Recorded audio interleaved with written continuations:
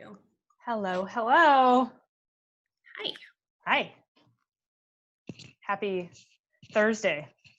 Thursday. Thursday. I like your hair. Thank you. Just saw you. It didn't look like that. You're quick. Many pins. So I see Mike's over there as an attendee. Let's see, we've got Karina, Leslie, Megan. Cool. Happy to see people logged in early today. They're excited. As they should be. So how is everyone's Thursday going? Hopefully you can hear us. If you can, please drop some kind of note in the chat.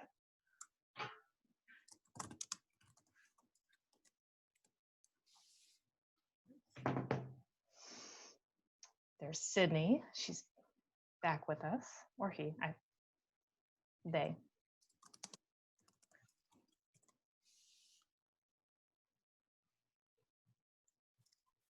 She said she can hear us. Leslie can hear us. We're good. Hi, Leslie.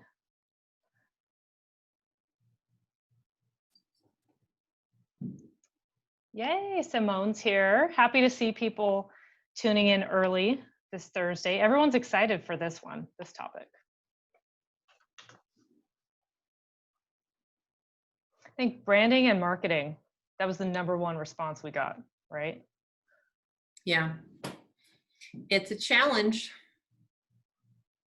It is. It's kind of like there's this mystery surrounding it. Well, luckily, we have some experts in the field. Yes, I'm excited. So we have Jamise with us, Tim, Mamta. Hi, everybody. Jamise is helping her little one with his homework. Double duty.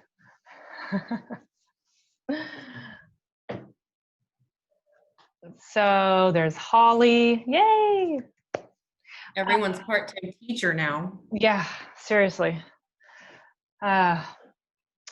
Mine is in the other room finishing up something. So, Mike, just a reminder, Mike, we've got the separate panelist invite for you. So when your time comes, there's going to be that special link, and we can resend if you need that. I'm wearing my Her Pretty Things earrings today. She'll be a panelist, jewelry maker extraordinaire. Cool. Oh, Mike has a question. Oh, there he is. There he is.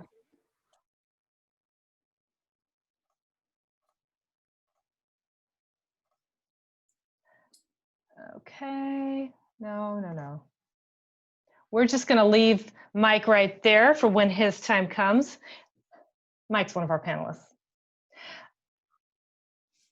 So 3:59, we're going to give folks a few more seconds, maybe a minute and a half to log in before we start. Before we start really getting into the meat and potatoes of this topic. So I'll go ahead and just start by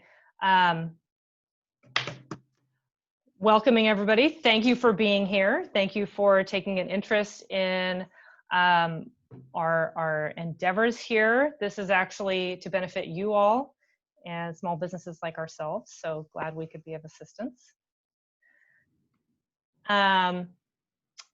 And we'll be moderating the chat. If you have any questions or comments or thoughts, you can drop them in there. We also don't be afraid. Any questions, there's nothing off limits. We want to know what you want to know. Tell us. This is all about you. It's for you. So definitely drop that in there or in the Q&A. The Q&A session will take place in the later half, probably the last 10-15 minutes or so of this. So you can definitely put questions in the chat. Might be easier for us to keep track of them if you drop them in the Q&A, but either way, we'll do our best to get to them. No, we cannot see you, Holly. You can see us, we can't see you. What else? We do have a poll, so I'm going to be launching that poll. It's like 5 simple questions about you as a small business owner, your thoughts, your goals, where you've come from, where you hope to go. So I'm going to launch that now. And you are recording this, right, Amy? Yes, this is recording. So for anybody who registered but didn't end up being able to make it today, we will be sending it out to them. For anyone who's here but has a sign off early, or you just want to like a recap, we'll be emailing that to you within the next couple of days. Hopefully tomorrow, if we can get that all squared away. So now that we have some of the housekeeping out of the way, should we just go ahead and introduce ourselves? Yeah. You want to start? I'm Ann Crutchfield. I am part owner of Good Stock Productions, and we are currently running the Stockton Strong Marketplace. And this is part of that, our webinar series to help business owners learn everything they need to know for a successful business. And this is our branding. And I am Amy Seifert, co-owner of Good Stock Productions. We're an events company based in Stockton, but we travel all over Northern California. One of our flagship event, Stockmarket, is a community festival. And unfortunately, due to COVID, we actually don't have any kind of upcoming dates for that in-person festival. As you can see on the screen, this is our website. We are here because Stockmarket has taken a virtual turn with the Stockton Strong Marketplace. Some of the guests here in today's webinar are actually selling on the website now. If you haven't been there, go check it out. These are all Stockton-based businesses.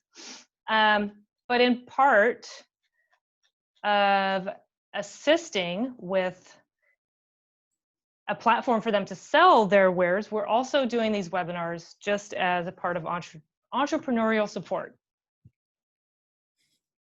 Say that 5 times fast.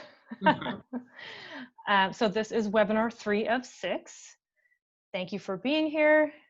Who do we have today? Well, you can see our first guest, Dude, Where's My Tacos, Mike, who has a very successful Instagram. He is amazing at social media. So he's going to help all of you who have trouble with that. Because I think that's one of the biggest issues. People wonder about social media all the time. How do I get followers? How do I get more likes? And a lot of our guests today are so successful at that. And I think it's hard to do, but because they're authentic, people want to follow them. It's not like they're paying for followers. It's because people love what they do. Yeah. So it's Mike Patterson down there. We have 2 more panelists we'll be speaking with. Jennifer Pratt. She is hustle queen. I want to say she's with Her Pretty Things, and she is, but she's got so many different things she's doing. And then Kelly Peralt, graphic designer, illustrator, creative director. So we have folks in different industries, but they all have a hand in branding. A lot of this stuff all ties together. So yeah, we're really excited to have them here, and they're going to be popping in just a minute or so. Oh, there's one of them. There's Kelly. Hi, Kelly. Hello. Hello. How is it going? It is going great. I'm really excited. I like your background. Thank you. It doesn't normally look like this. Let's see, where did Mike go? Mike should be joining unmuted in just a second. And there's Jennifer. Gang's all here. So much greenery. Okay. Hi, Jen. Hi, Kelly. We were just giving the attendees a little bit of background info on you.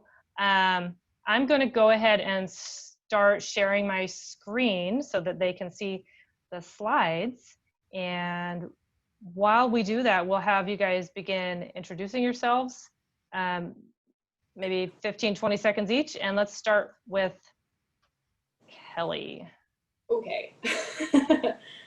I am Kelly Peralt. I am a graphic designer, creative director, little bit of business life coach sometimes.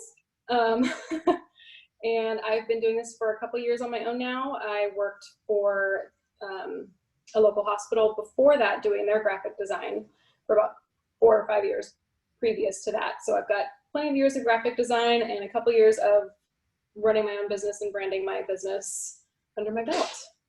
So that's me. Yay.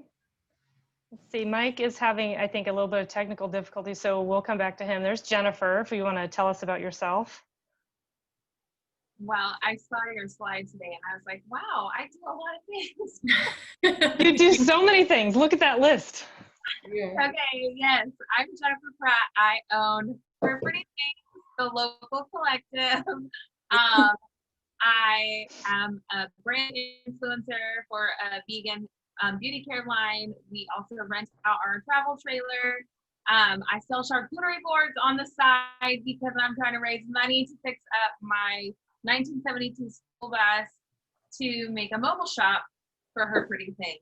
So that is all of the things I do business-wise, not including the 3 teenagers that I'm raising at home. You're a busy lady. Just a little bit. Well, thanks for taking the time out of your busy day to be here. There's Mike. Can you hear us, Mike? Yeah, I'm trying to like Hi. bend the screen over here. I've never actually done this through my computer. I usually do it through my phone or my iPad, so I'm trying to figure it out. Hold on. Well, the gang's all here. So why don't you tell us a little bit about yourself? We've got some basics of you up on the screen. How do you expand this? I suck at my Apple. I'm sorry, guys. Just wing it. Who are you? What do you do? So the story of the taco. Anyway, man, so I'm a guy with a hunger. I like to take pictures of food, and that was the whole basis of my blog, and it kind of expanded. When it started, it wasn't really, there was no like vision to make it a business or make like profit or anything. It was just like a hobby. It was something I noticed that people needed in our area. And even in my family, like before I had a page, I was always the guy people would ask like where to eat when they went on vacation and in town and around here. So like, you know, it kind of just made sense to do something like that. And now I feel like you're being kind of humble. If everybody can see on the screen there, he's got 22,000 followers. So I guess he's doing something right. I'll take it. Take it and own it. I will take it. Awesome. Well, thank you guys for being here. We were telling the folks a little bit about what we're here for today. And I think you all do branding so well in different ways, different industries, but that's why it's important that we're all here, because all walks of life, but we still all are kind of asking the same question: is how do I create a brand and how do I make my brand stand out? To find clients, right? And convert those prospective clients into actual clients. So we have a few slides here. I'm just going to go on to the next one. And with that, we will kind of do a roundtable discussion, just giving thoughts and having a chat. So there's Jen. So what is branding?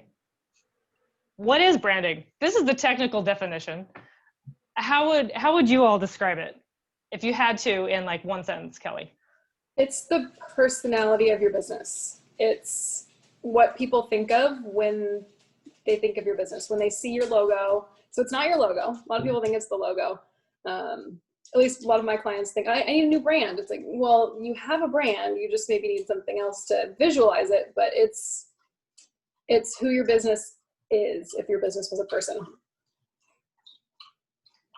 Love it. What do you think, Jen? I think that when I think of brand, I think of like your not just your reputation, but like what if someone were to say my name, what would be people's first thought of me? I feel like that's with a business. Your brand is what your name is associated with. So what is people's first reaction when it comes to Her Pretty Things? That to me is my brand that I've built, kind of unintentionally and intentionally together. Love it. What's your definition, Mike? My definition, I would say it's like a living mission statement. And, you know, your brand can change day to day. Because, I mean, let's say, like, if one of these beautiful ladies decided to make a total left turn and do something else, like, that would change their brand because it adds something to it. So, like, it's important. Your brand can change day to day, but it has to also be true to you. Like, it's your voice. That's, like, you know, when people speak of you, it's the first thing they think of when they think of, dude, where's my tacos? You think of food and tacos.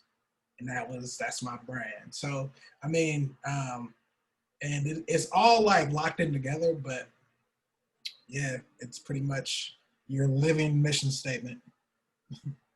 I think that's what we've talked about a lot, even in the first couple webinars, about changing with the times and pivoting your business. Sometimes your branding needs to change, especially in times like these. A lot of businesses have had to change because these are weird times.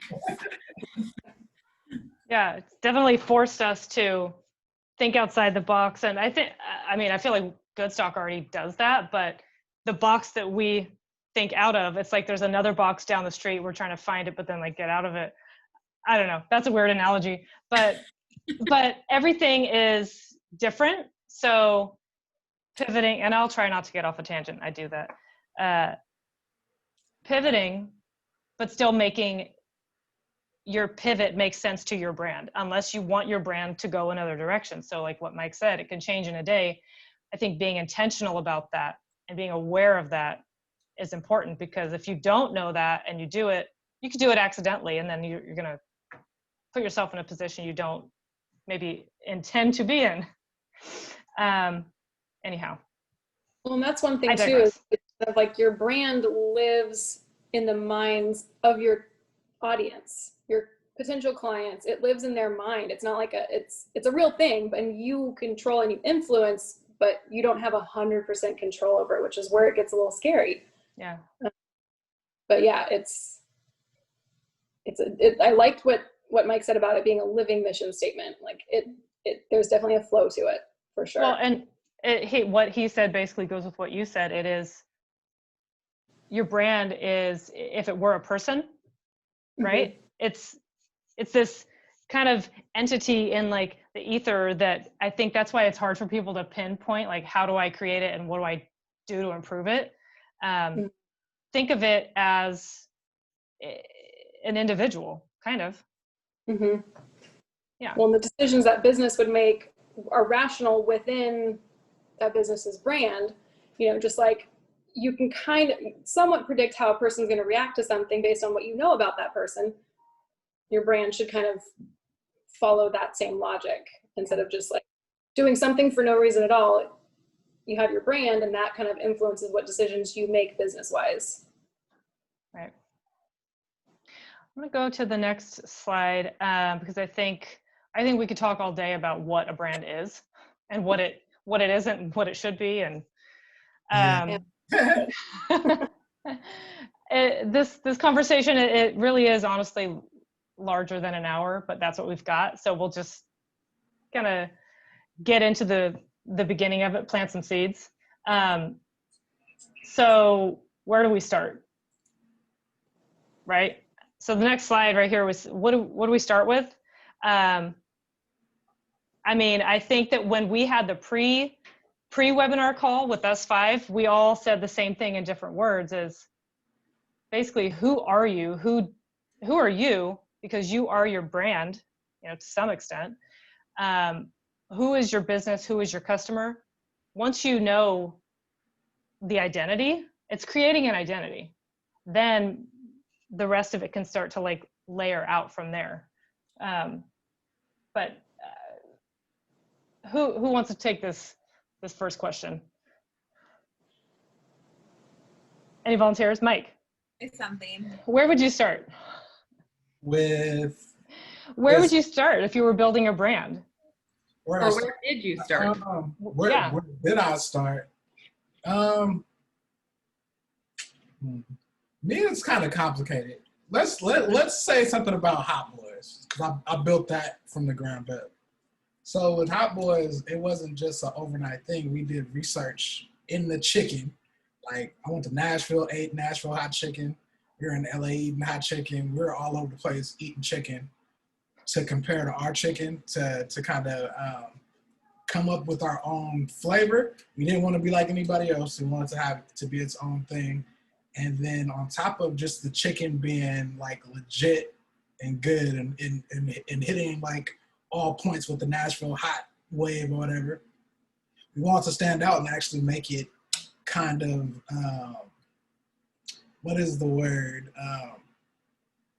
Not trendy, but we wanted to make it something that kind of like stood alone, like Hot Boys could just be whatever. It's like a lifestyle, not just a chicken sandwich. And that's why how we tied in the merch and everything else. And everything from like the logos to the clothing drops, everything, it's all like built on the idea of it being bigger than just a chicken sandwich. You know, it's a vibe. You know what I'm saying? Like the way we speak on that page, the way we make our videos, like the whole aesthetic is like new and throwback. Like if you ever go check out the world famous Hot Boys Instagram, you see like it has like a lot of VHS aesthetic. Even the term Hot Boys, before we started doing it, it was way before they started the whole Hot Girl Summer thing. And our thing, and I don't want to offend anybody by saying this, was when you say that, do you like automatically assume like it might be like, oh, like a gay thing? Because that's a term on like one of those like websites, is that, you know, but it's just chicken. We're actually talking about like Hot Boys, like rappers and stuff like that. So when we asked people with the younger demographic, they'd be like, they would more so think it was that. And then when we asked older people, they'd think of the rap group. And I was like, well, it could be one of those things, like it'll be a gray area. If you know, you know. And that's just one of the things we play with, and it just worked. And then you get two audiences. Yeah. Right. Yeah, I mean, it's funny. If you look at some of the tag pictures, you'll see some of that, and it's funny. But yeah, but we love everybody. Everybody loves chicken, so you know, come get you some Hot Boys, and you know. So I think that essentially what you're saying is the people you're marketing to, people your brand is catering to, they want a good chicken sandwich, but it's more than that. Exactly. What do they like to do? Like where do they go? Yeah, they're like we're what's doing their it culture? We're doing it for the culture. We're Yeah. for the artists, for the creatives. Like, you know, we get a lot of people like that to just come in there and do full on photo shoots. And a couple people come do like a music video at one of our stores. Like a rapper made a song about us. Like, it's just, you know, That's crazy. it's cool. It's cool. Like, and we've only been around for 2 years, and it's already one of those things. So I think that it's a vibe. I mean, that's like, there's GIFs, there's like a hashtag, it's a vibe. Yeah. And that's what you're doing, is you're creating a culture. Yeah. But that's exactly what Jen does really well. It's more like Her Pretty Things. It's more than just jewelry. Because, I mean, so many people could just make jewelry and sell it. Anybody could like make a chicken sandwich and sell it. But that's not going to get you anywhere. So what is it about you and your company that's unique that people are going to connect with and identify with? I think that Mike's just talked about that with chicken. Like, how do you take a chicken sandwich and make it a lifestyle? That seems silly, but he did it. And Jen, I think you do that with jewelry. Do you want to talk a couple minutes about that? Yeah, so I actually, can you guys hear me okay? It says my internet is unstable. I live in the country, so everything's unstable out here. But I actually, a few years ago, invested quite a bit of money in taking a course on how to better my business, how to like grow social media, all of that. And one of the things I learned in there was really like turning my brand into a lifestyle brand. And Her Pretty Things jewelry. And a couple years ago, I dropped jewelry, and it's just Her Pretty Things because I'm building a lifestyle brand. I tweak a few things. I knew sense. It wasn't like I started this business for the business plan. This business started because I was raising money for missions, and then it just turned into my full-time gig, which has been amazing. But I kind of did things backwards. So some things kind of just fell into place after trial and error many, many times. So I guess it didn't really fall into place. But I realized for me, it is about connecting with people. It's a whole vibe. My husband jokes with me all the time because he's like, you know, so many people that you don't even know. Like, I have so many people that I have connected with that I don't know, but there's a connection there. And I always tell people, you know, people can buy products anywhere. People can shop on Amazon. They can shop at Walmart or Target. They can, you know, go buy whatever they want. It's not that my product is better than anybody else's. It's the fact that people can relate to me. And my brand is built around me and, excuse me, and connecting with my audience and being relatable. That is just the brand that I've built because that's who I am.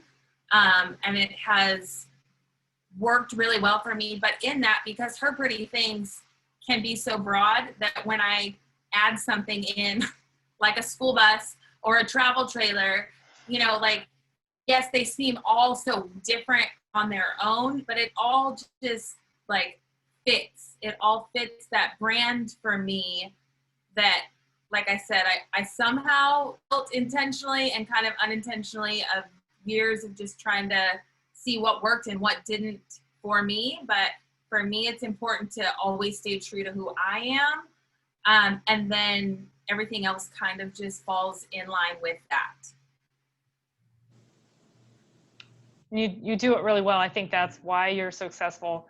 You're staying true to who you are, and therefore there's this whole group of people who are identifying with you because they want to stay true to who they are. And so there's this connection, and that's what sells. I'm going to go on to the next slide, but Kelly, do you have a couple of things to say before we go on to the next topic? Yeah, just a couple of quick ones that I kind of did it backwards. So to take the pressure off of like you have to have a brand right away if you're starting a business. I started my brand with a very bad logo, and I'm a graphic designer. Like, it was technically fine, but it was very boring. It was a circle with my business name in it. And it's fine to start a business with like a logo that doesn't have like that personality yet. I kind of did it backwards from what everyone else usually does. I started my business because I lost my job kind of unexpectedly. So I didn't have a lot of time to formulate who I want to present myself as. So, and I don't know who my target audience is. I don't know. So I did very generic, and through the years, I've narrowed it now. So I started off, I'm doing graphic design, and I will help anybody with any project, anytime, please pay me. Mm-hmm. And my logo reflected that. It was, like I said, a plain circle, non-offensive colors, put it out there. And now I've changed my colors and my logo, my look. I'm working on, changing all those pieces because I help a different group of people now. I focus now on, I help anybody who asks for my work, but I focus on small women-owned businesses because that's what I am and that's what I know. And so part of it is sticking with what you know, but it's fine to, be a little bit general first. And then kind of starting big and then getting narrow too, and your brand can change. But yeah, my starting point was very different. Since you're talking about target markets and your Yeah. target audience. Simone had a question about how did you come to know what your ideal target audience is? So how did you figure that out? How did you narrow it down? For me, I've narrowed it down based on the work that I had done. And that, I don't know who said it, but there's that quote, like, you know, great people start before they're ready. I don't know if I'm a great person, but like, if I want to be great, I have to start before I'm ready, you know? And I definitely did. And it was just doing a bunch of work, and some of the work I did not like to do. I did it and it paid the bills, and I got done with that job and was like, okay, I'm not going after that kind of job again. And then I would do jobs. This is the more important part. I would do the stuff that I really liked to do. And, oh, I want to do more of that. How can I do more of that? How can I do more of that? Like, that's the big question, is who do I have to work with? Who do I want to work with? How do I get to that? And once you kind of know the answer to that question, it makes it easier to find that target market, for sure. Yeah. I also would like to just say something on that real quick. Yeah.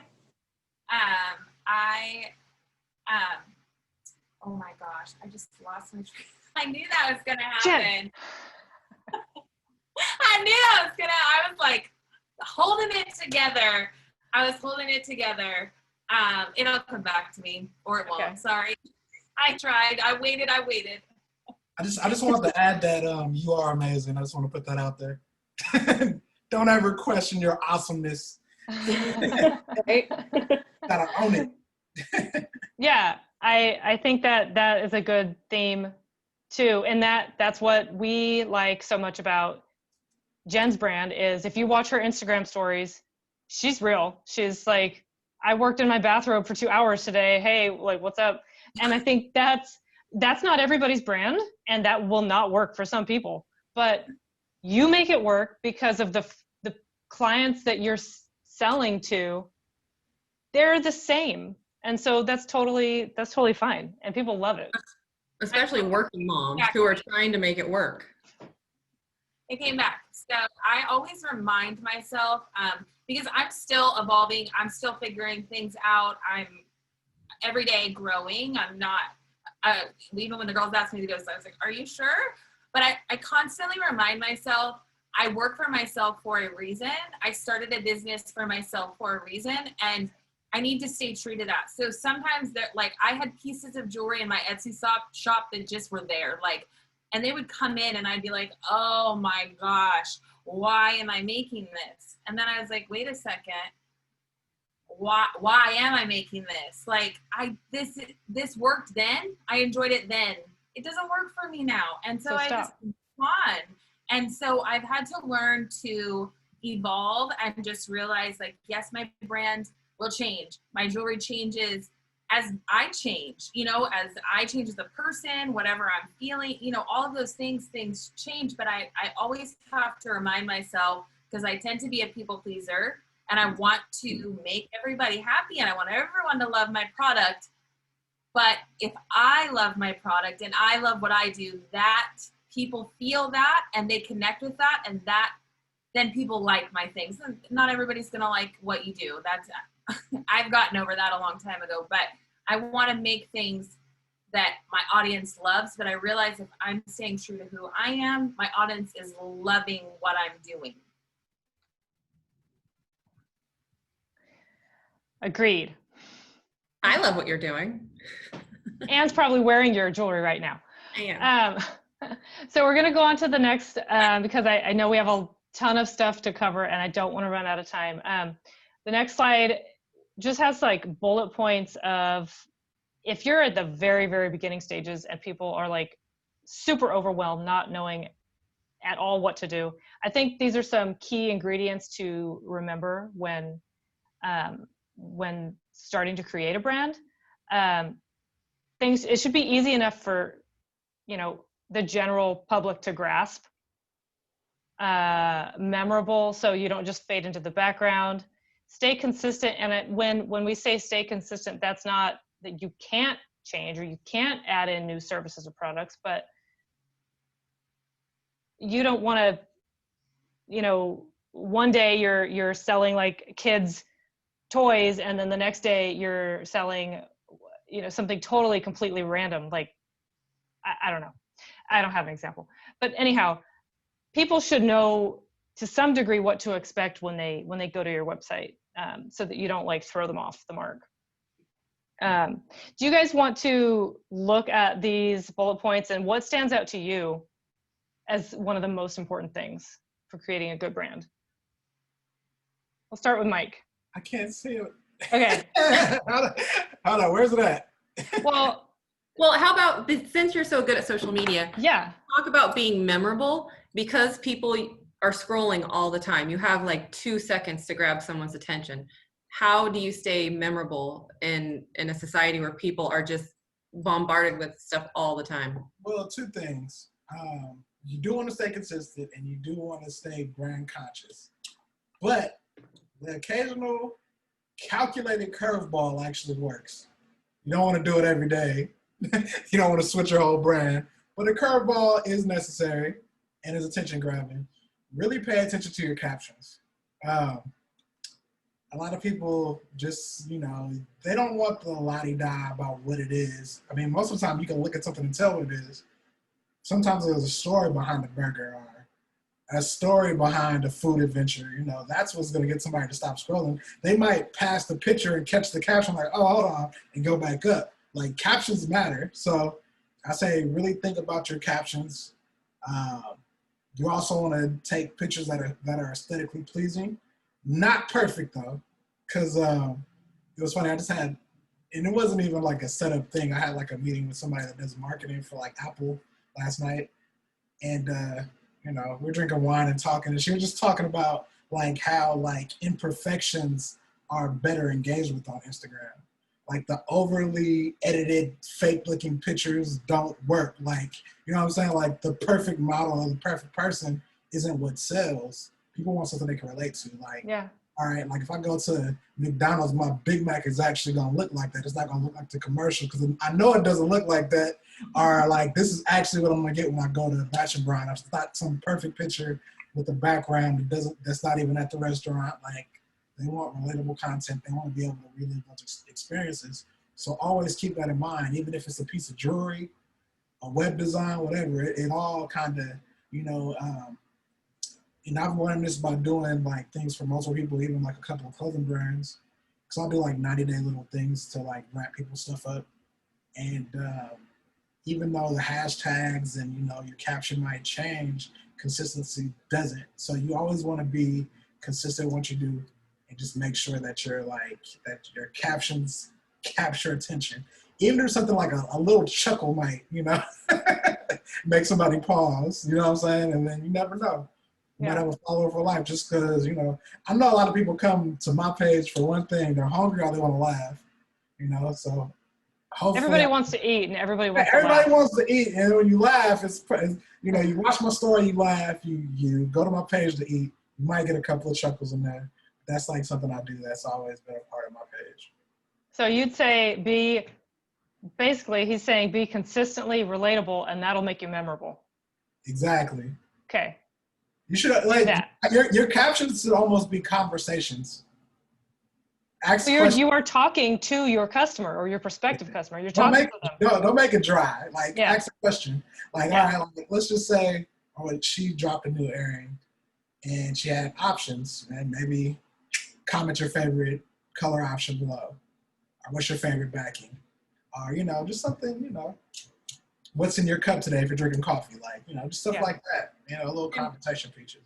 People want to engage. They want to have a conversation with you. Exactly. So it's always a good way to start. What about you ladies? What stands out to you as one of the most important things to creating a good brand? One thing that jumps out to me is like with easy to grasp, like aside from people understanding like what the name is, I have a lot of clients who, with logos specifically say, well, I want a logo that looks like other people in my industry, but I also don't want it to look like other people in my industry. Do you know what I mean? And I know exactly what they mean, because you don't want it to be completely off the wall. You want it to kind of resemble your competitors, but also not be a carbon copy. So it's also like being easy to grasp as far as what industry you're in. Right. For example, like flower shops, you know, you picture just a general flower shop logo, you kind of got an idea. Like you don't want to have a wrench in the logo. Right. Unless there's a very niche flower shop. The flower works. You never know. But if there's something off the wall in your logo or in your brand, or your name is something, you know, that doesn't immediately conjure up, you know, the industry you're in, you need to make your brand somewhere. It needs to reflect what you do. That's part of it. You know, they need to grasp what you do too, not just what you're called. Yeah. And that's something that I've experienced with my clients, is they've had that confusion of like, I want to be the same but different. How do I do that? Well, that's important. I think just with Stockmarket, and we've seen a lot of different types of businesses through the years, and you get a business name come through that we're like, what do they do? I have no idea what they do. And maybe that's okay if your logo, if the imagery shows what you do, and or you have a tagline. I mean, Stockmarket, people get that confused. They think we work on Wall Street. And we did that intentionally, knowing that it's a play on words, and we know that there's going to be people who get it and there's going to be people who don't, but they will remember it. Mm-hmm. And that's also why we put a tagline, Makers Vintage Street Food Music, because, you know, not everybody will get you. So for those that don't, read underneath. And for those that do, they're going to like that. Like he said, if you know, you know. Yeah. Well, and if your name makes people ask a question, they're going to want to answer it. And that's a good thing. Give them the answer. Yeah. It's a good tactic. We've had some people who had inappropriate business names, and you have to do that with that. Oh no. What about you, Jen? What would be your one tip for making a good brand? I just feel like maybe my tip for this is a little different. Just because I know like all of this information seems like so much. And I know when I was starting my business a few years ago, if I would have heard all this about branding, I might have freaked out that I had to have it all figured out. But just know, like, you don't have to have it all figured out. And if you can't afford to hire somebody to make a logo for you, that's okay. I never did. Like, it's all right.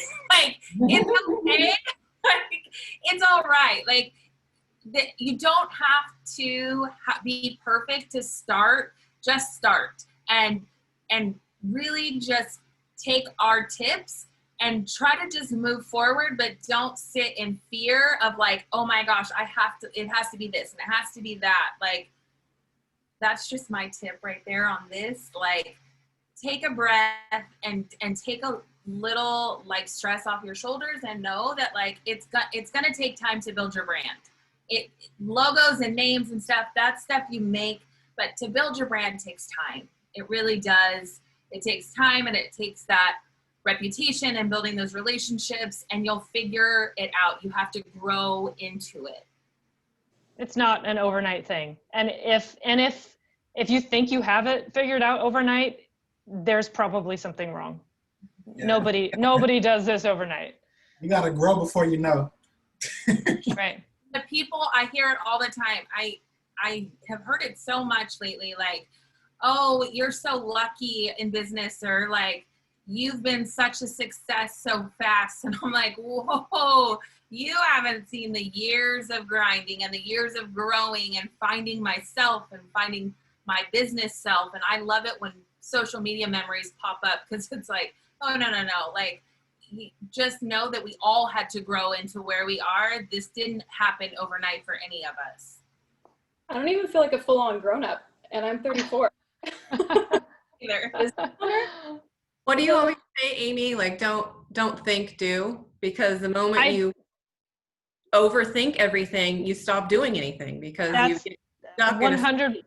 That is 100% my reminder to myself all the time. I was in some book I read, and because I super overanalyze, and I mean, as an event planner, like, it works.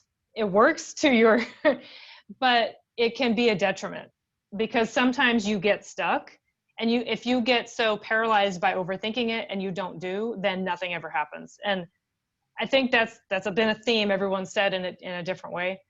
There's this quote, I think it's an Amelia Earhart quote that I read once. It was like, the most effective way to do it is to do it. So start somewhere, basically. There's all these tips and all these like best practices and standards, but just dive in. You got to start somewhere. So we only have about 18 minutes. Let's get through this one really quick because I think we probably have some good questions out there. How should your brand look? Kelly, do you want to start? Just This is my favorite slide. give us a couple quick hits. quick. Yeah. It should look cohesive. It should look like the same, it's coming from the same person. Like, you know, it's like your handwriting, you know, it always looks the same. You can always tell it comes from the same person. If you are a mystical type brand, you're going to have different imagery than if you're a, you know, nuts and bolts type brand. You're going to have scripty, flowy fonts versus heavy, you know, classical fonts. Brand or fonts and colors have personalities, and we all, I mean, without getting too in the weeds about it, we all can kind of picture, like if you say a word, you have certain associations with those things. And so your brand, your colors and everything, you can tell if they clash. And you want, like, you know, you don't want a fun, whimsical font if your brand is very serious and corporate. Yeah. So. And when you say it should be it, I think the question people will say, what is it? It's everything. Everything. Your Instagram posts, your logo, your, you know, if you have a business card, the fonts on your business card. I mean, it can be a little overwhelming. So I kind of just went with it because I don't want to. When you say it should look like it's all coming from the same person. That's what it is. It is everything. Yeah, so it is everything. It doesn't have to be exactly the same all the time, but in the same family. Right. And I actually have a really hard time with this because I think it's partly because of the industry I'm in, and I have to be a little bit of a chameleon. Every single job I do is I'm taking on a new personality. I'm using someone else's branding to create something. So I have a really hard time with maintaining consistency in my own brand because I love the fonts. I love to pick a new font for every post, and it gets a little bit crazy. And I've gotten better at that. But if every single, you know, say you use Canva to make your Instagram posts, like let's just narrow it down a little bit to just your Instagram posts. They should all look like they came from the same person. So if you use, let's say, Canva or something to create your posts, and you write something on your posts or you put something on your pictures, use the same filters if you use filters. Use the same fonts or the same, maybe 2 fonts. If you like a little variety, maybe 3. I wouldn't do more than 3 because then it gets looking like a 7th grade project. But pick 2 or 3. Like my page. No, I think with your page, like that. Mike, but part of his brand is like a little bit unexpected. It's like it's cheeky. Yeah. So people, you don't want them to expect the same thing all the time. So that is your brand, and that's okay. Exactly. And it's a little bit of rule breaking and a little bit of like breaking the rules can be branding, but you have to do it with intentionality. But yeah, if you're just starting out and you're just like, I need it to look the same. How do I do that? Like, my pictures don't look the same every time. Slap a filter on that and use, if you're writing anything on the picture or if you're doing like an advertisement type thing, use the same 1 or 2 fonts every time because it will look the same to you when you post it and you're looking at all of your stuff and you're like, I feel so bored. People who are following you are following like 1,000 other people. They're not going to get bored when they see your stuff. They're going to be comforted by the familiarity. Yeah. And they're like, I know who that is. They're going to pick you out of that crowd because they know you use that color.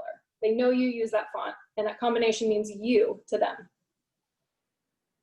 So. What was that app you said? You said Canva. Let me take a little note. You don't use Canva?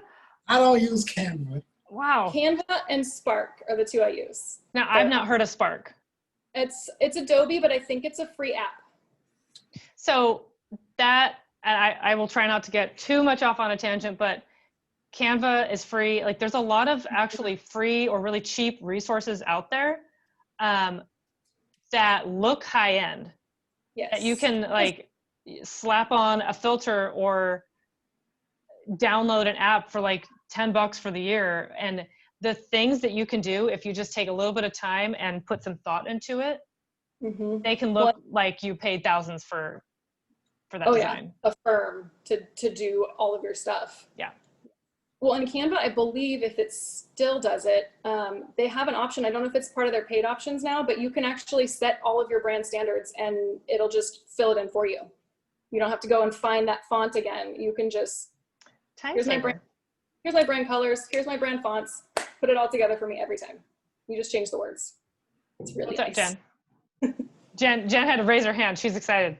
I was just saying, I'm like the queen of the free or the cheap apps. Like, I have to say that's probably one of my little secrets that when people all the time are like, your branding is so amazing, how do you do it? I'm all, free apps on my phone. Like, I do everything for the shop, for everything, like from free or really cheap apps on my phone. Like I feel like I grew up really poor, so I had to learn how to be resourceful through life.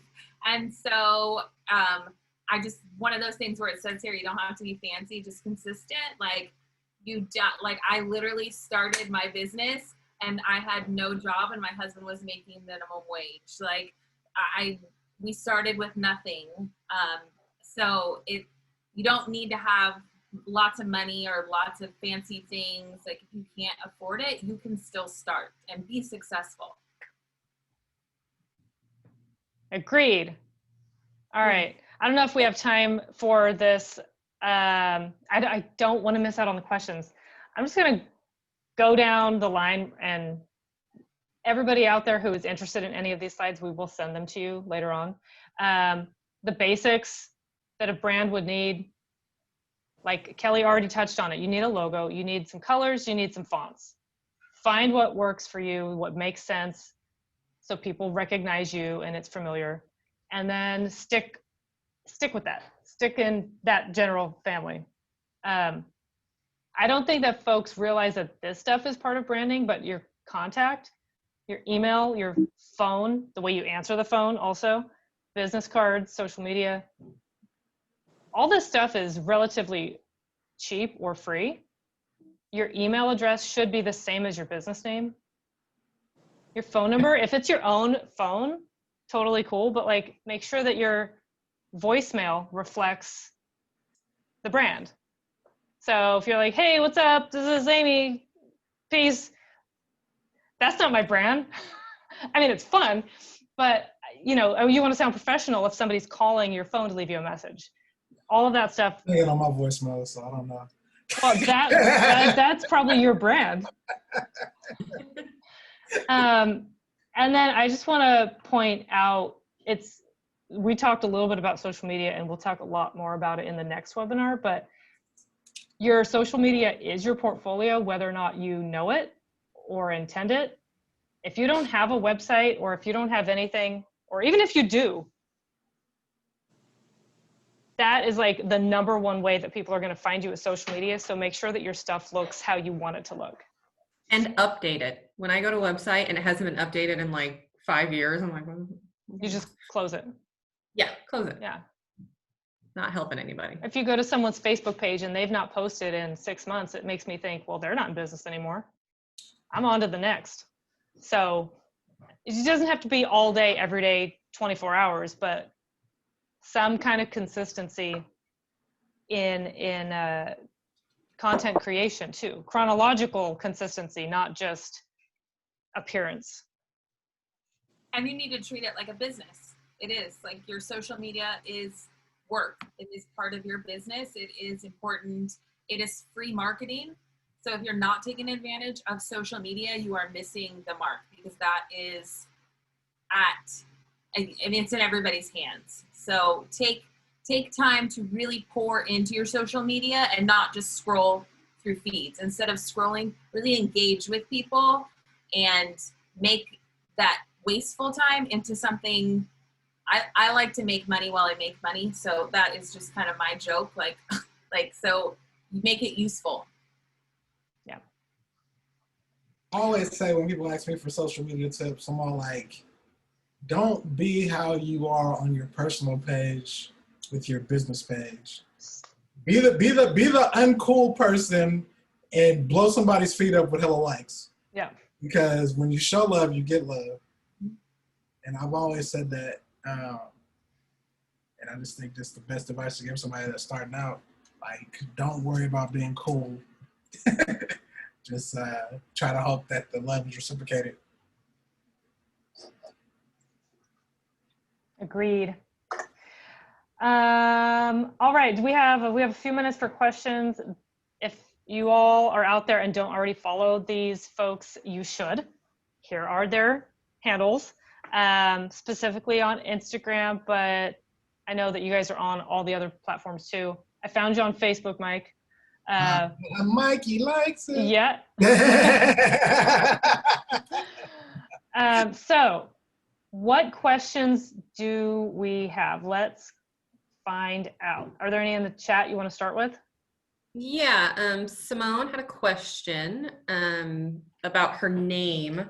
A lot of people can't say apothecary, which is part of her name.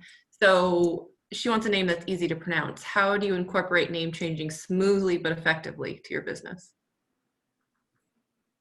I think it goes back to that consistency. You can, I have a client right now who is we're in the middle of planning her rebrand. It's a complete logo change, colors, fonts, everything, and on top of that, a name change. So she's going whole hog. She's just doing it. And so we were talking about what's your strategy going to be, because I can make all of the visuals for you, but you need to consistently hit it hard, show up every day, post, and mostly she's on on Instagram.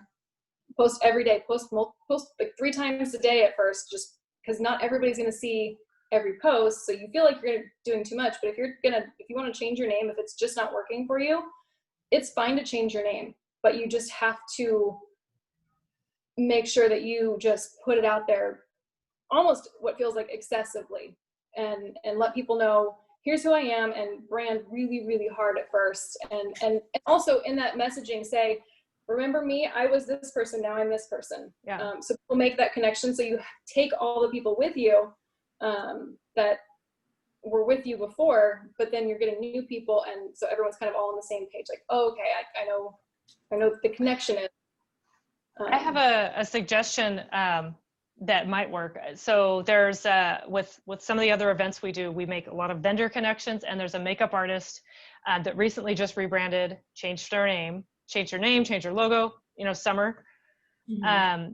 And what I saw her do was in her social media posts and her stories, and she involved her clients and she involved her followers, giving them polls like, what do you think? Should I do this name or this name? And really engaging with them to ask their input. And now, whether or not she ever intended to actually use their feedback to make the change, we don't know. But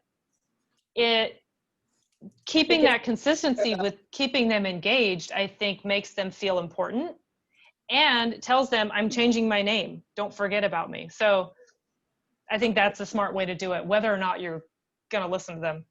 Yeah. At least let them feel heard. Yes. Well, and to prep the people that follow you, like, hey, changes are coming. You're going to notice that something's different. It's still me, or, something like that. That's a good. What I see is when people do make that move, they usually make, and I kind of think it's corny, but necessary. When somebody usually makes that transition, they make that whole announcement and they take the picture. Like this is just a photography page now. My name is blah, blah, blah. And, I think it's corny, but it is necessary. Like, if you're making like a big switch, you should make an announcement. I had a friend that's just strictly photography now, not just food, and she's doing more photography stuff. So she rebranded herself, changed the name, and it's more her name and just more consistent with the other photography outside of food. She still does food, but she wants to be more open to everything. So she kind of rebranded herself, and then she made that announcement with the cute picture and the the mall pose, you know. So I mean, it's necessary. I don't know if I do it, but you know, whatever. Plus, I paid to trademark my name, and I think I'm tacos for life. What other think questions do we have in here? feeling corny.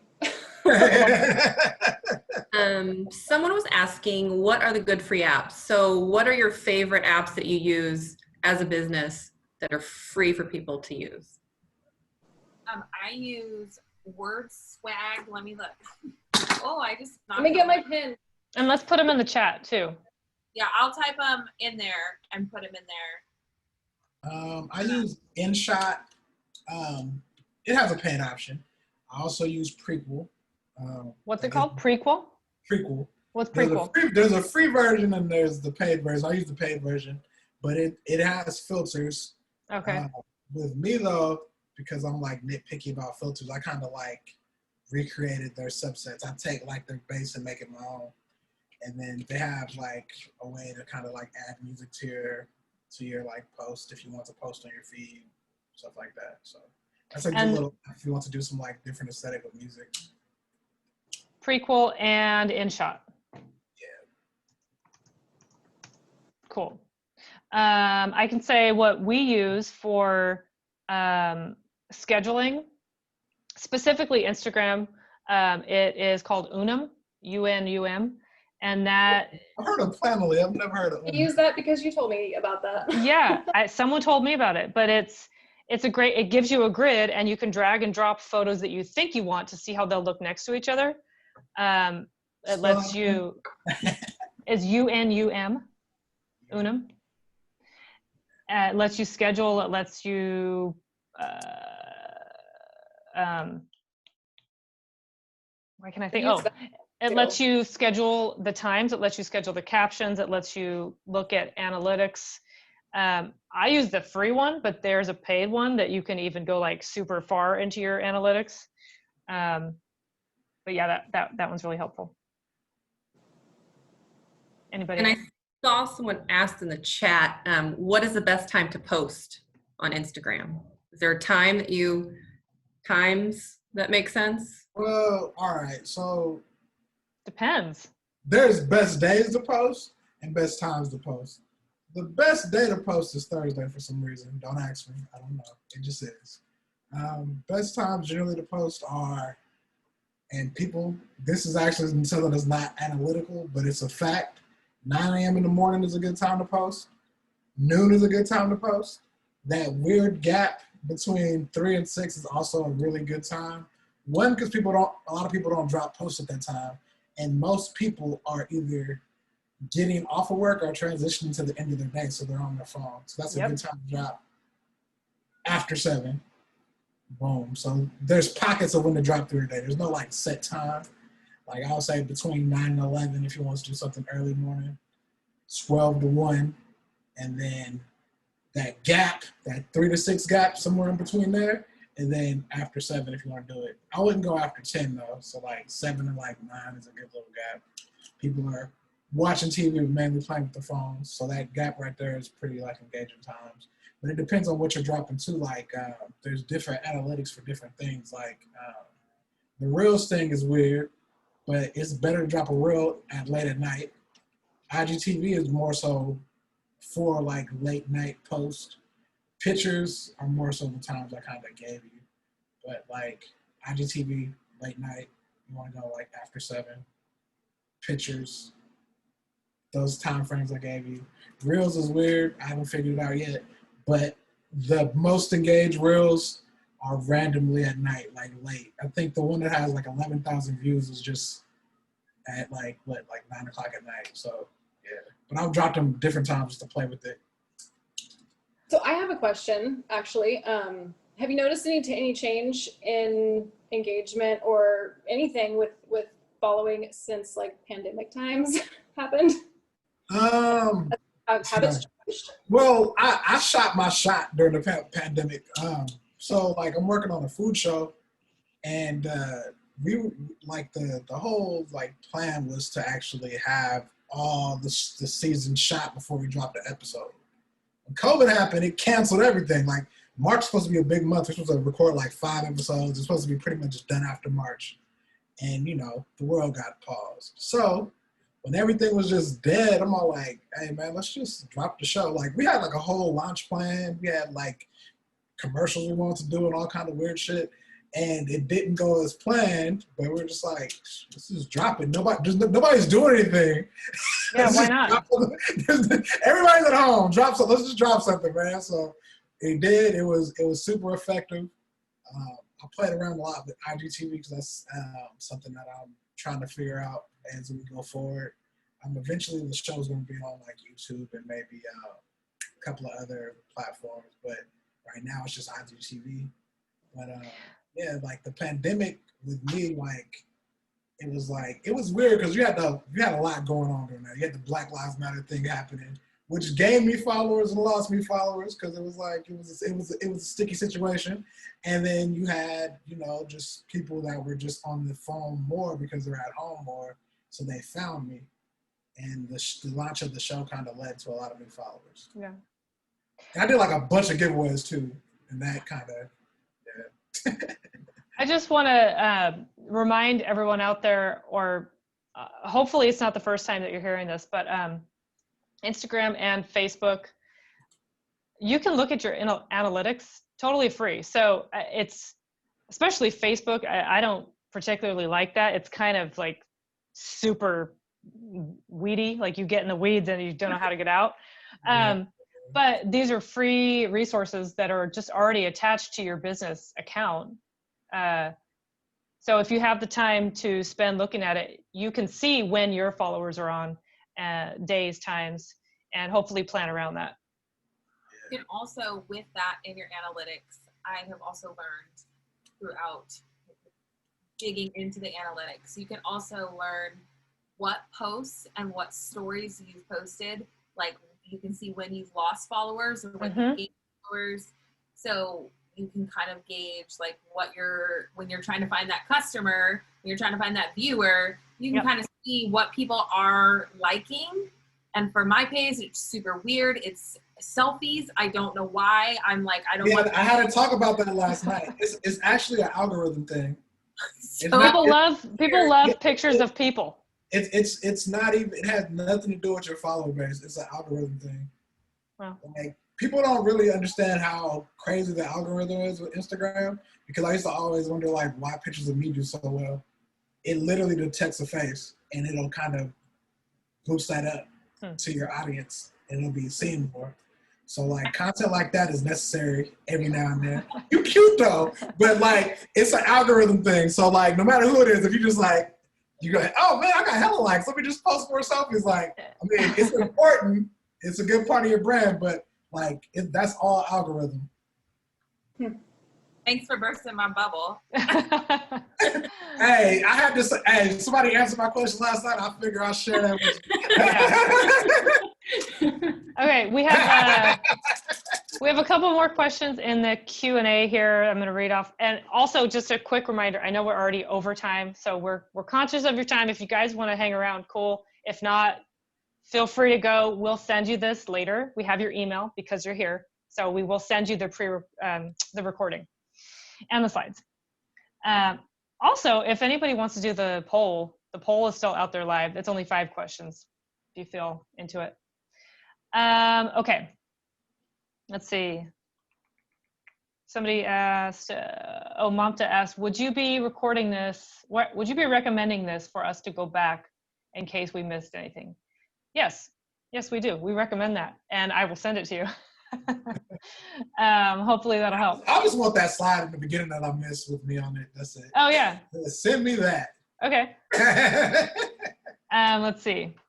We already took Leslie's question. Oh yeah, you did. Okay. And then last here, Miranda wants to know if I have a lot of random services and random products that I provide, should I focus on 1 or 2 for branding purposes? That's why I have design in my business name. No. I feel like you should market everything. Yeah. and figuring out how and where. Like maybe like, okay, like you know how restaurants have different food, cocktails, drinks, or whatever, right? And a lot of places have specials certain days. So all right, like I might be a burger place, but I offer tacos, so I'll have a Taco Tuesday special. We'll have a barbecue burger Monday. We'll have Thirsty Thursdays to promote our cocktails. Like that's making a whole bunch of things, and like you know that reaches out and covers everything. So if you're like making a product, you know what I'm saying, maybe you could promote certain things on your story, or you could, you know, have certain days you post certain things, but you don't want to have a product that's not getting like any shine because that might be the product that makes or breaks you. You never know what's going to connect with people. I agree. I think if you're making these products or services, you got to find a way to promote them, because if you're not promoting them, then why are you even making them? It's not, you care about it, that's why you're doing it.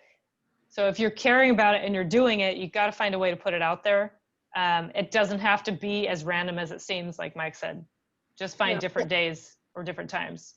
Yeah, or it's find whatever the common connecting. There's something that's like, common. It's a target audience. Like if you're making, you know, jewelry and handbags and mugs and stuff like that, like there's a demographic who wants all those things. Like you might have to put it all on one post. Target. Put a little bucket together and call it fine. Amanda, I know her things. She is one of my artists in my shop. Oh.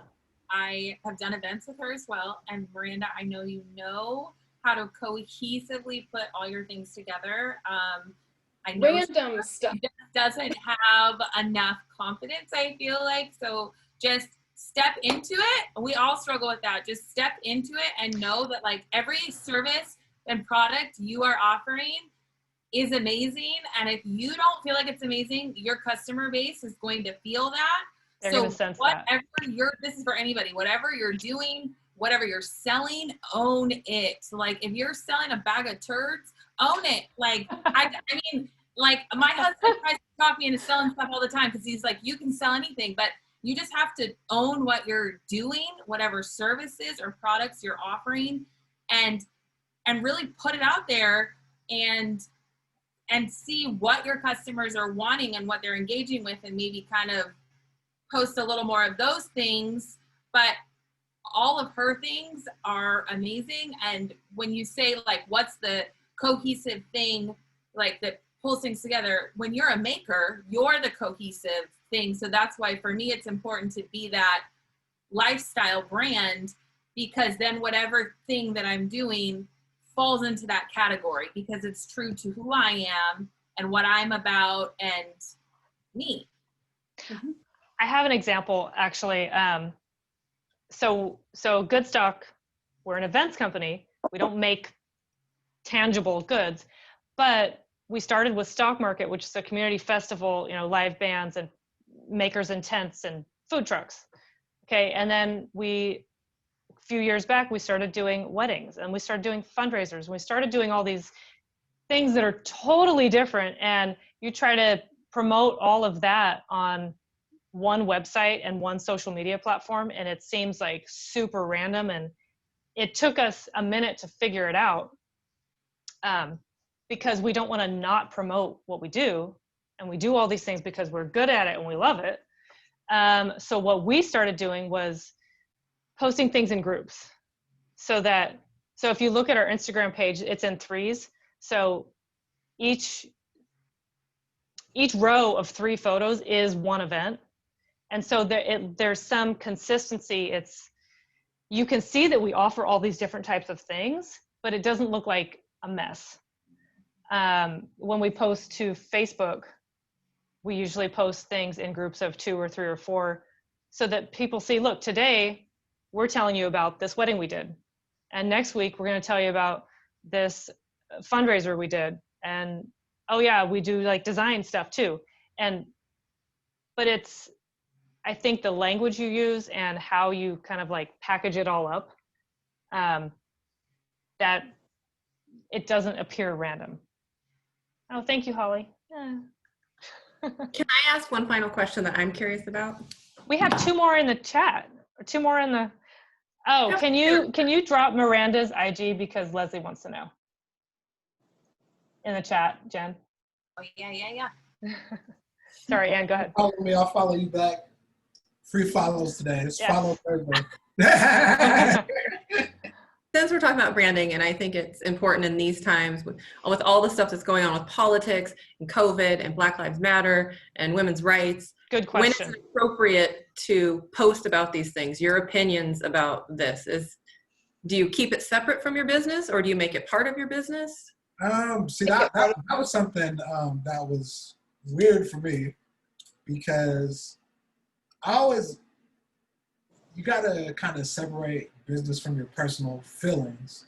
Now, the restaurant group I work for, they're really progressive, so they're all like, we want to post a black square, we want to post a black square. And I'm just like, I love that y'all with the cause, but your demographic might not appreciate that. Like, one of my restaurants, Batch and Brine, is in Lafayette, which is like the upper 3%. You know what I'm saying? So I'm all like, I don't know if it's going to work right there. I could do it with Hot Boys. I don't know about Walnut Creek. So it's all like, it was different demographics, so it was a sticky situation. At the end of the day, all I could do was give advice.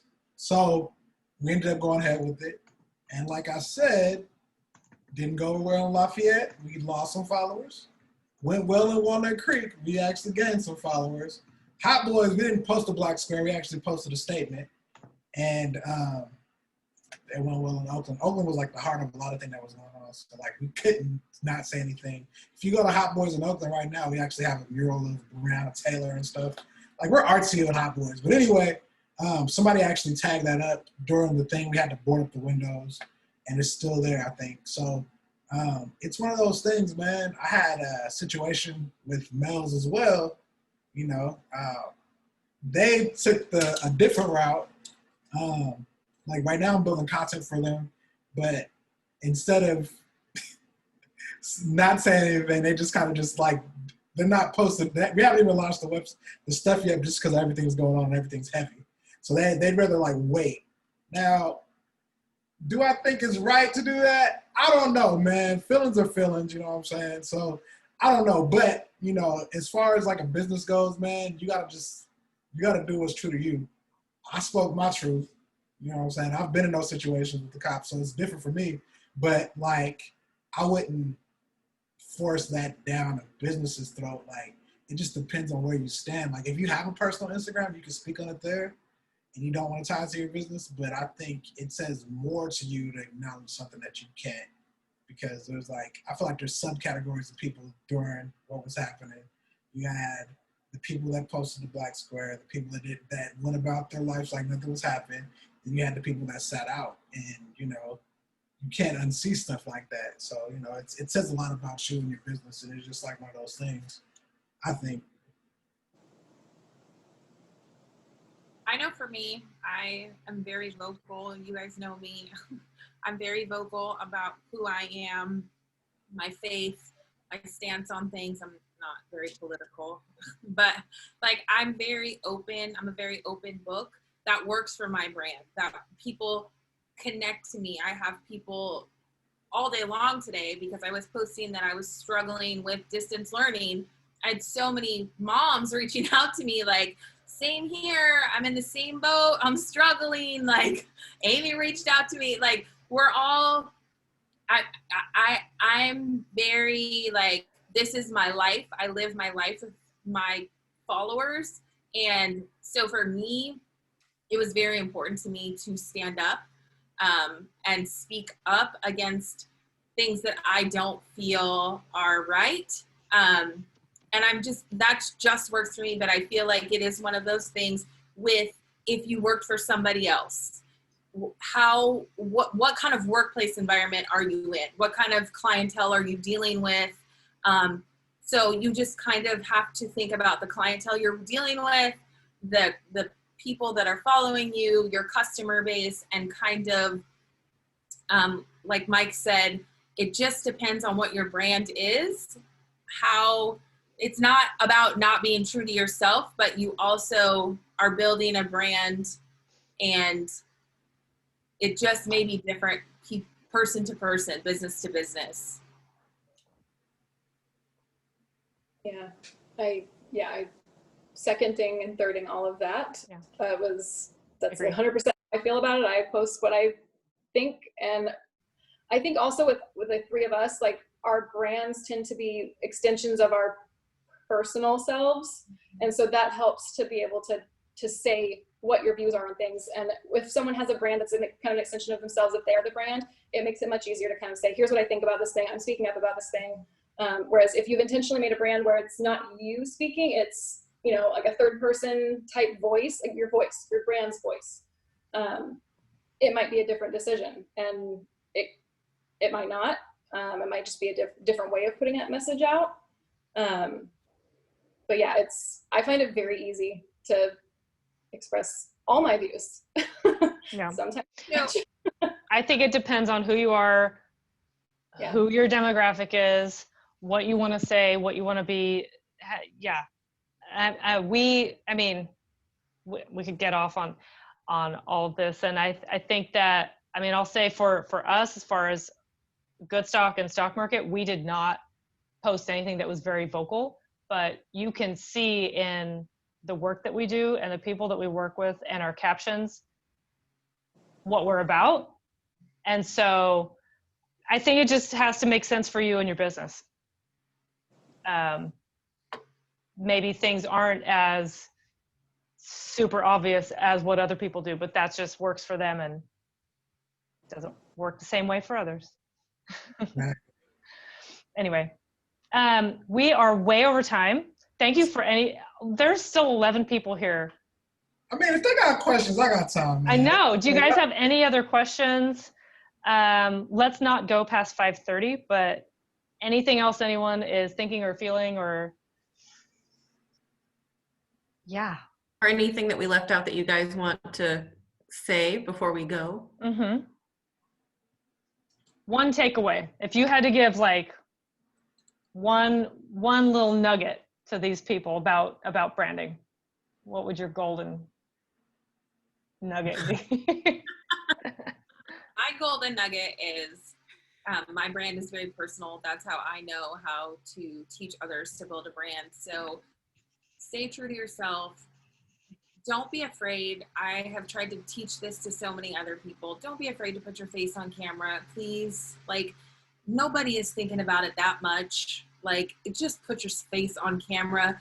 Be relatable with people. Be real. Don't, like Mike said, like, imperfections are what sells, what people connect to. Nobody wants to go out there and be best friends with someone that looks perfect and everything's perfect. And That's just annoying.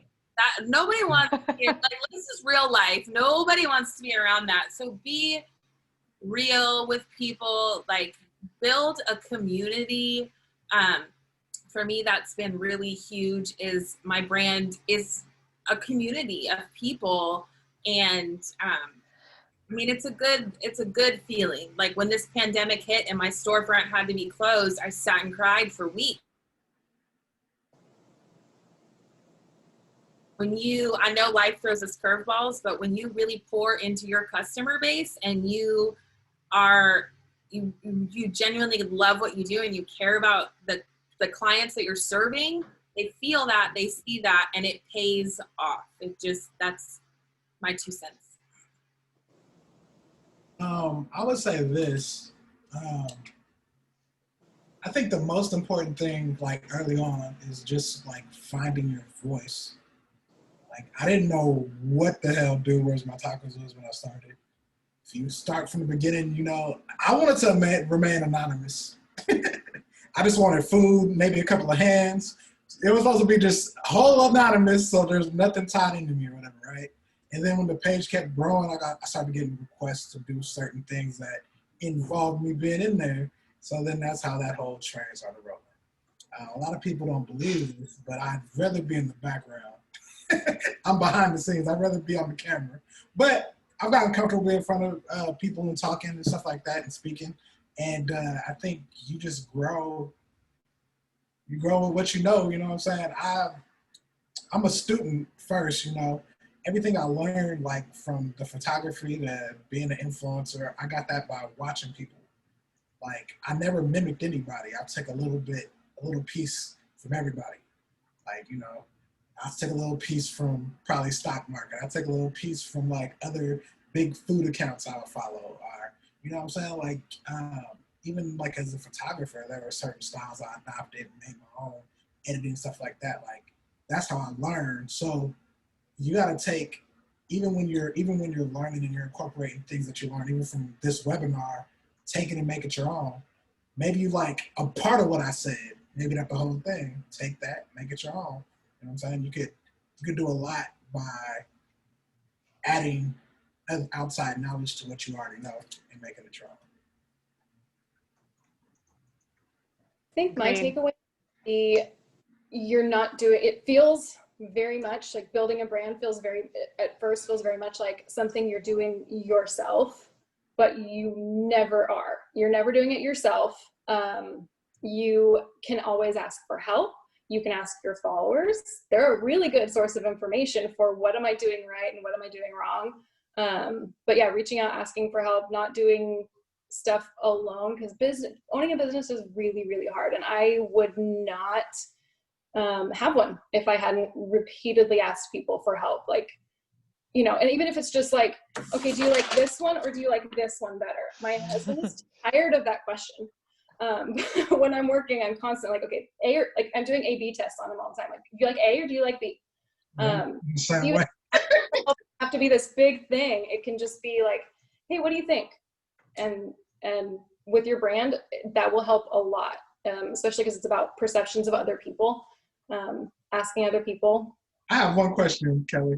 So when you Yes. ask the A and B question, do you always go with this choice? No. Yeah, it pisses my person off too. They're like, what? Why do you even ask me? That's one of the Because I really want to know the answer. I want to know the reason behind his answer. Why don't you like this? And then, because I usually don't go with either one of them. I'll take his answer and I'll say, okay, you didn't like this one because of why? And he'll say, oh, I didn't like it because the color was off. So I'll maybe tweak a color or put this color on the one I liked better or whatever. So the why behind the answer is actually usually more important than which one you like better. It makes sense. Listen to him. We have one more question if we want to take. Do we want to take it? Is everyone still here? Okay. I am. So Sydney said she's creating content for children but appealing to parents. How do you handle marketing to a wide audience? You're marketing to the parents. Yeah. The kids aren't on Instagram. Yeah. Not that young of kids. I'm assuming Parents it's. are a good place to market to. I used to make children's things back when my kids were little, because that isn't. You're talking about touching emotions. Like, you can't get more emotional than a mom with her children. So if you can hit a mom's emotions, like when you're on your social media and you're posting things, like if you're a mom yourself, you know what struggles you have. Maybe you share a solution to those struggles with your product or how to fit that in. But for me, like, tie that into real life. Like, I'm struggling with my children distance learning, just kind of make it relatable to moms and how your product, whatever that is, can benefit them and their children. Also, you can Well have said. a market and dads too. Like, a lot of dads are home for working from home and whatnot. Like, that, you double your audience. So jumping on that. We're not really marketed to, so that'd be a niche. Yeah. Mm-hmm. That's true. I think that is a good point also, to think, well, like we talked about earlier, you pull inspiration from all these other businesses, all these other photos and brands and stuff. You never want to be just like anybody else, because if you're just like anybody else, you're boring. You should totally cool to get inspiration from all of that, and then piece that puzzle together and make it your own.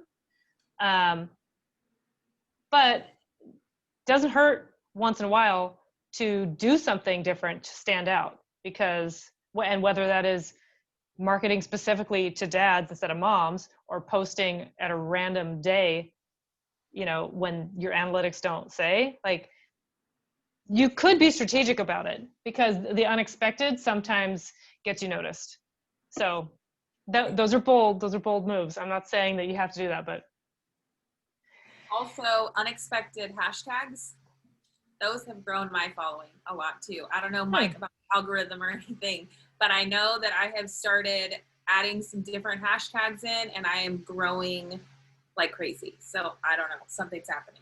All right, I'll say this. I know we're not trying to get too specific on social media, but don't use the same hashtag block. That is a no-no. Don't do it. Like, you will get blocked from a hashtag if you use it too much. So even if you use your own, like, and it breaks my corazon, and I can't put "dude, where's my tacos" on every post, but you know, selective ones here and there, I put it on there. I mean, it is growing. I think everybody should use my hashtag, by the way. but yeah, I mean, like, yeah, just switch your block up. You want relatable things, but like, you could throw a funny one in there too. And it's funny, like, if you want to be really creative, you could even throw on photography ones. I know we're not all photographers, but a lot of those get a lot of smoke. And you'll stay, if you could trend on a photography thing, like, you'll attract so many followers. So, like, let me think. Who's doing stuff for kids? Sydney. oh, Sydney. Try, like, Moms Who Click. That's like a photography one. How I Click. Moments Over Mountains is a good one. That's like a family hashtag that's supposed to be catching like vibes and special moments. That seems like something on time with kids. Like, those are like 3 basic hashtags that you get on one of those, you'll be pretty good. so we are almost at time, the new time. Let's make Jamisa's question the last question, and then we'll just shout out our social medias and hopefully connect with people there. So Jamise says, I changed my prices on my candles because I wasn't making a profit. How do I explain that to my customers, and should I explain? I'm assuming you're meaning that you raised your prices, or I'm wondering if you lowered them. Well, she was making profit, so probably up them. You probably upped them. She raised them. I mean, I can give my thoughts. I don't know if anyone else wants to take this first. I'll say like this, man. If it's let's say like for me, whatever. I think like if you reach a certain goal, or that should be something negotiated in the beginning, like if you're doing things specific for like a restaurant or a business. But if it's like a price point for like Cheez-Its, those prices get inflated all the time, you know what I'm saying? The dollar changes all the time. So, I mean, that's easily explainable. Should you have to explain it? I don't think so. You could maybe like post something with the new price on there with subtle hints. I think it might be one of those things that might scare people off. Be like, oh, everything went up, and it might only be like a quarter or something or $1. And that's not that big of an increase, but some increases scare people. I remember like when people like announced like the price of Starbucks was going up, I was like, I'm not going to Starbucks anymore, even though it was like 25 cents. I was insulted. So like maybe not just say it, but like you could put hints on there. When you post another candle, if you ever put the price on something, you could just put the new price. Put the price. So, I have a thought, Jimmy. So, like Mike said, you might scare people off if you announce it. I mean, chances are some people may not even notice, unless they're like buying from you over and over, and hopefully they are. But if they're not return customers, they're not even going to know. So why put anything in their head to scare them off? Exactly. But what you could do is if you are raising the prices, maybe to be strategic around the same time that you're raising the prices, if you were doing email marketing or social media, focus on the things that are unique to your product and giving it value, So it's a value sell instead of, hey, I raised my prices. Sorry, like, you know, everyone's hurting, pay me more. Don't say that, but instead be like, hey, did you know that I use actual like hand dried flowers on the tops of my candles? And look at this cool thing that I do that sets me apart. So maybe you're focusing on all the unique, great things about you and your product at the same time that prices went up. So if somebody notices your prices went up, they're not thinking about that. They're paying attention to the thing that makes you special. I think that's something that we've had to learn along the way about knowing your worth and not apologizing for it. Because at some point you know, you have to know your worth. And if you're not making a profit, then Why are you doing it? you're doing it. Yeah. Where most of us are in this, not because, because we love it and we care about it or we wouldn't do it, but it's a job. So if you're just doing it, you know, out of the goodness of your heart, great. But most of us got into this because we want to do something we love for a living. So if, it does come back to that, like Anne said, knowing your worth. And if it's not making sense for you, then you got to make it make sense. Well, and one other thing too is with a higher, as you increase your prices, your demographic, your target audience It's changing. also, you know, and sometimes with like price psychology too, is like, if you charge a higher price, you could increase demand. People could want it more because, oh, this is a fancy candle now. Mm-hmm. They think it's exclusive. They think it's that's true. And also like pricing some things, like $7.99 or $7.95. If you put that like sale type of price on the end of it, there's kind of a mindset with some folks that, well, is this like less than? I had that Why happen. is this on sale? Why is this on sale? Yeah, I had that happen with my business. When I started out, I was like, oh, I just need to be everything all the time and take whatever work I can get. So I'll price my stuff really cheap. I'll just work quick and do more jobs. And I didn't get hired very much until I raised my prices. And then it's like, oh, it gives that perception. Oh, she knows what she's doing. Right. She's charging. She must know what she's doing. If your stuff is too cheap, they think it's not quality. Yeah. So that's true. Yeah. And it goes back to being confident in what you're selling. Like if you are making those candles and like Amy said, you don't even focus on the price point change. You really just focus on what sets your candle brand apart. And you're never going to please everybody, no matter what your prices are, no matter what, you're never going to please everybody. So you may lose some customers, but those customers might have just been there for the deal. They weren't there because they love what you're about or they care about your brand and they want to help you grow. But there are customers that you have that do care about your brand and do want to help you grow and that understand that us as small business owners do have to make a profit and do have to raise prices. Like that's just life. It just happens.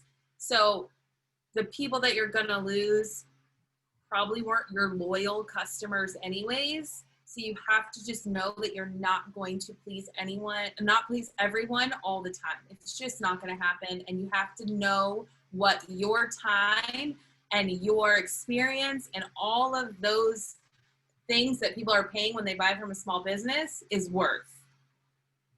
And those good customers will tell their friends. They will tell everybody about your business. The ones who are there for a deal won't. If they're there for a deal, they weren't going to come back anyway. They're just there for the quick deal, and they're going to get their stuff anywhere that it's cheap. So, well, on that note, know your worth. That should be the next webinar. No, but actually, on segue, next webinar is August 27th, and that is on marketing. So perfect segue to what we talked about today. That